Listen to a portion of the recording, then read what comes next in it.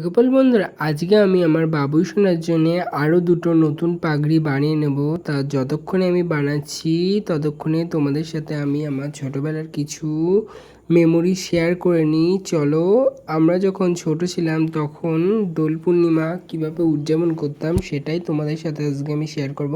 তোমরা অবশ্যই জেনে থাকবে দোল পূর্ণিমা লেগে গেছে আজকে সকালবেলাতেই।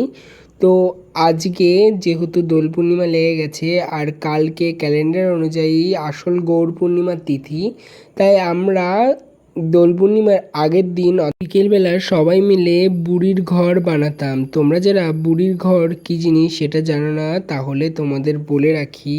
হোলিকা দহনকে আমরা বাঙালিরা বুড়ির ঘর বলে চালাই। এই বুড়ির ঘরটি আমরা পাতালতা দিয়ে বানাই আর হাড়ির ওপরে চোখ মুখ আঁকিয়ে সেটাকে বুড়ি বানিয়ে ফেলি।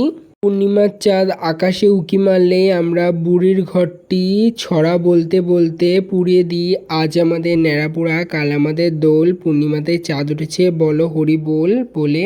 এখন আর ছোটোবেলার মতো বুড়ির ঘর ঠিক পোড়ানো হয় না, আর রং খেলাও তেমনভাবে কোনো বিশেষ খেলা হয় না। কিন্তু এবছরটা খুবই বিশেষ আমার জন্য, কেননা আগের বছর আমরা রং খেলা করতে পারিনি। আর এবছর আমাদের বাড়িতে আমার বাবুই সোনা চলে এসেছে, আর বাবুই সোনার জন্যে স্পেশালি আমি একটা ড্রেস বানিয়েছি যার ভিডিও আমি আপলোড করে দিয়েছি। তোমরা যারা সেই ভিডিওটা এখনও দেখোনি তারা অবশ্যই দেখে নিও, আমি এর নিচে লিঙ্ক করে দেবো। আর এই ভিডিওটা ভালো লাগলে অবশ্যই তোমরা লাইক শেয়ার সাবস্ক্রাইব করে দিও।